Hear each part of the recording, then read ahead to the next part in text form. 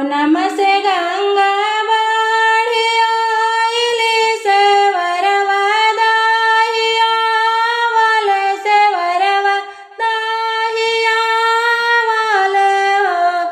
आरे कवनमा से भूख बहामती जियात राजा के बधाइया रे पिया के बधाइया नु।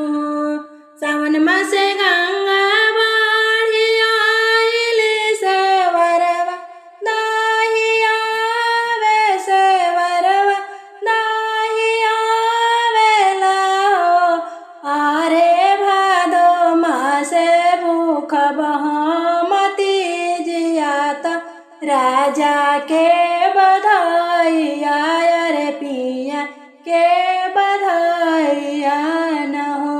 गोड़ तो लागी न सासु सरबे गुनवाया घर सरबे गुनवा आगर हो। सासु ले चल शिवा के शिवालवा भादो के तीजिया पूजब भादो में तीजिया पूजब हो।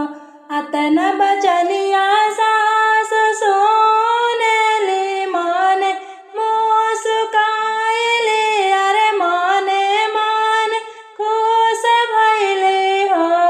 अरे हमारा घरे बहुआ लक्ष्मीनिया बाड़ी बेटा के बधाइया भूखली बेटा के बधाइया भूखली हो।